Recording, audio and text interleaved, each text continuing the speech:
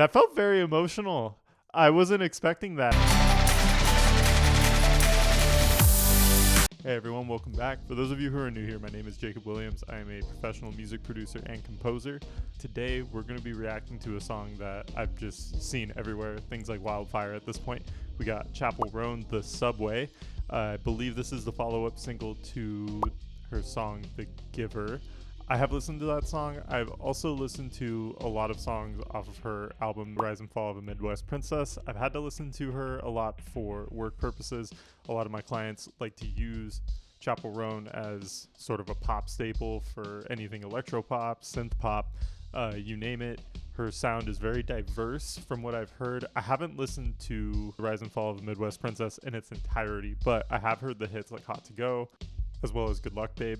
I personally really like her sound already, so I'm excited to see where this single is taking us and what sort of pop adventure we're going to go on in the terms of not just the song, but also this music video.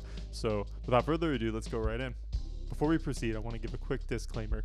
I do like to pause quite a lot, pretty often.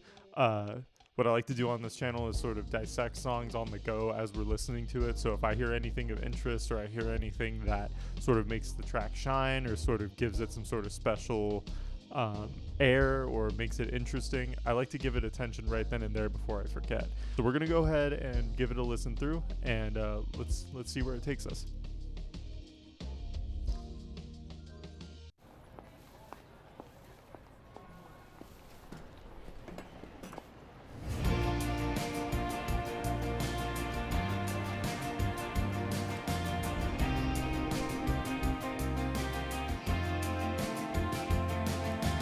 I'm already gonna pause. So we have, it sounds so far like a very summery song. There's a lot of like shimmering guitars with a chorus effect on it, very layered. There's also a lot of visual things happening with the video, but we're gonna try to focus less on those unless they're very provocative or they evoke some sort of emotion or resonance with the music. But so far it's giving off a very summer 80s pop kind of vibe. I saw your green hair, beauty mark next to your mouth there on the subway.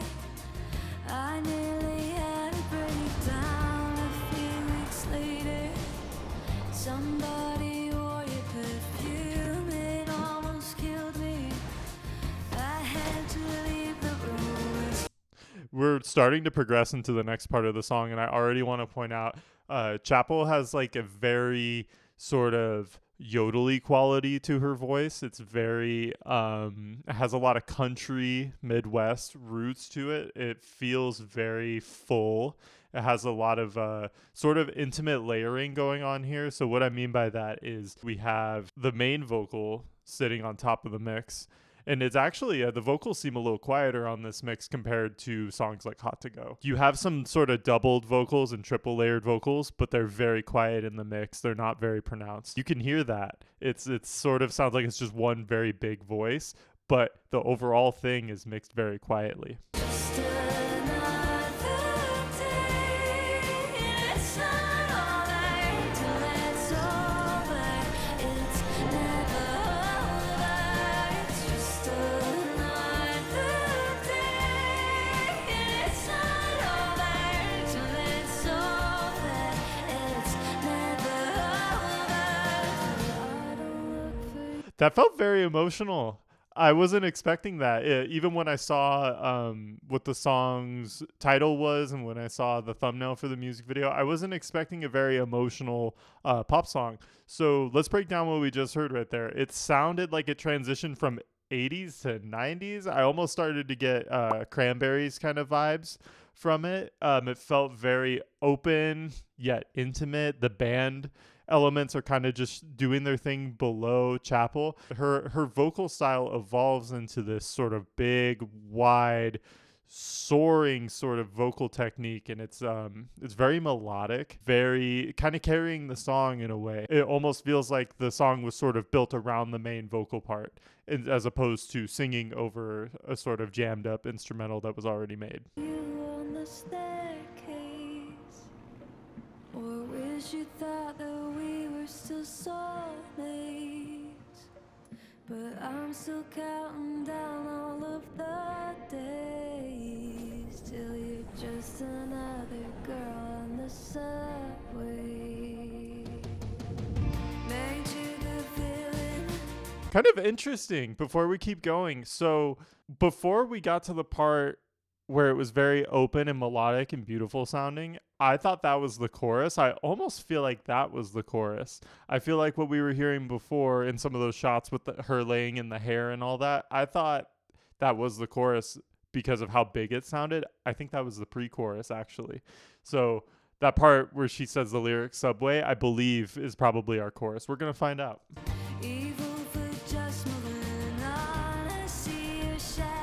There's that yodel again. Ooh. Ow.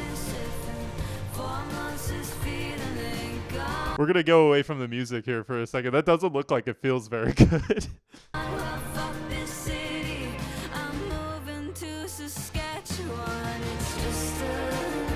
There we go.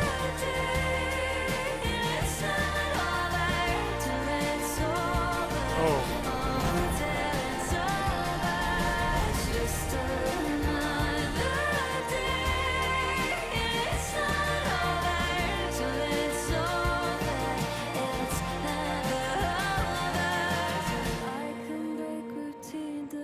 We're gonna pause for a second before we go on to this bridge because I feel like we're gonna have something to talk about with the bridge. I loved going back to the pre-chorus chorus thing and not having the part with the subway lyric in there. I thought that was a very interesting sort of song arrangement choice. And also from a narrative standpoint, it seems like Chappell's trying to find something in all this chaos and all these distractions and all these things that are trying to beckon her attention to them. Very good job on the directing part. But even from a musical standpoint, this is kind of the opposite of so far of what I expected this song to sound like. I was expecting something a bit more dancey or something a bit more sort of predictable, something that I've heard from Chappell before, but this sounds a bit different. Sounds like we're going in a different sort of direction on this one. And trust myself that I won't say your name, but I'm still counting down all of the days till very soulful vocal right there.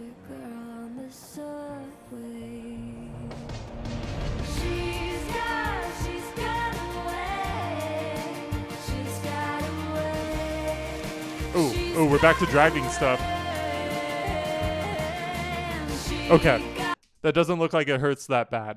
It doesn't look as bad as what happened earlier.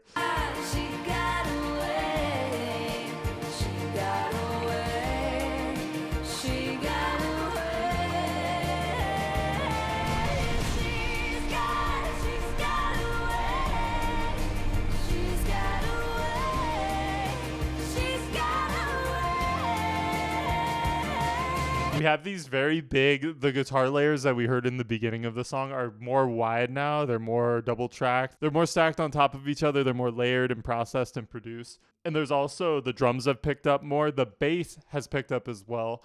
One thing that usually slips by me, and I usually need some more time to sort of analyze it and sit with a song to sort of get my grip on.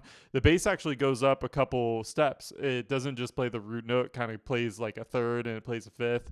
It sort of bounces around the track a little bit. But I'm really enjoying just how big this is getting. It's very dramatic. It feels like a rock opera almost, but it's catchy enough to be a pop song.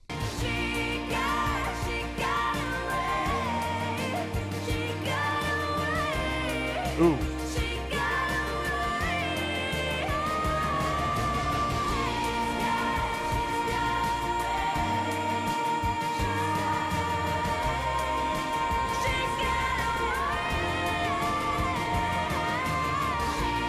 We need some time to appreciate those belting takes. So that is a lot of pushing from the diaphragm.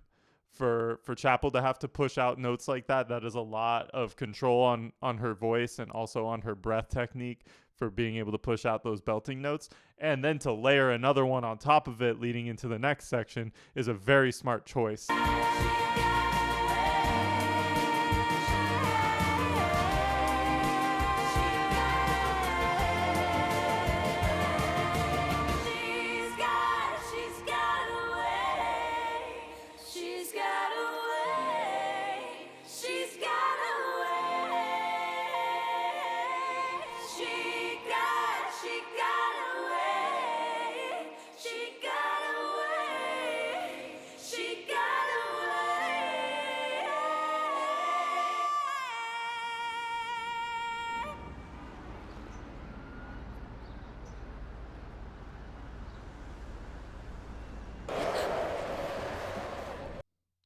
Now we're back to reality. Yeah, that's how fever dreams feel. Wow, that was very unexpected. I'm just going to point that out right now. And I said that earlier when I was sort of reacting to it as we went through it. That was very, there was a lot of unexpected things in that song. When I first saw that Chappell Roan had come out with another song, I was expecting a dance pop banger, or I was expecting something more electro pop, synth pop, something very enthralling and exciting. We did get a song that was very exciting, but it was very heartfelt. It was a very emotional song. I really liked, not even just from a musical standpoint, but a directorial standpoint, having all these different elements sort of trying to throw Chappell off of her chi and sort of try to distract her from her main mission here, which I'm assuming is finding love or a love interest. I really did feel that. I do definitely feel the emotions in the song. I think the reason why this song works is because it's sort of a different way of packaging some of these 80s pop and 90s rock overtones into. It's very simple. There wasn't a lot of complicated things happening. There was a lot of great, strong vocal techniques happening, especially in that bridge. And a lot of little smart choices here. But I think this song is a very good example of writing something very simple yet effective. And that was sort of the main thing translated to me while I was listening to it. If Chappell was going for something a bit more predictable, she would have named the song something like The One Who Got Away, or She Got Away, or something like that. But naming it something like The Subway when the subway is only mentioned probably once in the song, I'd have to listen to it again to be sure. I'm not a very lyrically driven person, as I am more of a musical person. But having something unexpected like that kind of threw me off, because I already go into the song having some sort of expectation. But I was pleasantly surprised. I really liked it. I'm very excited to see what else Chappell is cooking up. If there's anything else, if there's any other things that you want sort of my quick take on or my quick reaction to when it comes to sort of single songs as opposed to albums, because I know I've been doing a lot of albums recently, just feel free to send something my way. I'm always really excited to check out new music, and this has kind of popped up and it's literally been everywhere, so I figured why not? We'll check it out. And I really liked it. I would like it and add it to my playlist. What was I gonna say? I don't really think I'm fit to do a sort of lyrical dissection of this song, but if I had to do a quick musical dissection, it would be just simple arrangement choices, choosing when to layer instruments and choosing when to have them shine, and just starting minimal and sort of exploding the song as it progresses. It's a very common formula, but it's simple, it's effective, and it works, and it's a very good way to take sort of even a simple yet emotional narrative that you're writing about and sort of translate it to an audience that will be receptive of it, because it's packaged in a way that is dramatic, but it is effective and it works. It's not very experimental, but it does emit an emotive response for sure. I'm definitely interested to see what Chappell puts out after this. I'm definitely excited. If I had to sort of rank it between what I've heard from her previously and now, I did like it a bit more than The Giver. I want to say I like the direction a bit more. It's different. It makes me excited for what's going to come next. Are we getting an album? I don't really know. I'm not really a part of that fan base. I'm not really that educated on Chappell Roan and her musical history, but I am very much excited, and I'll definitely see you guys next time.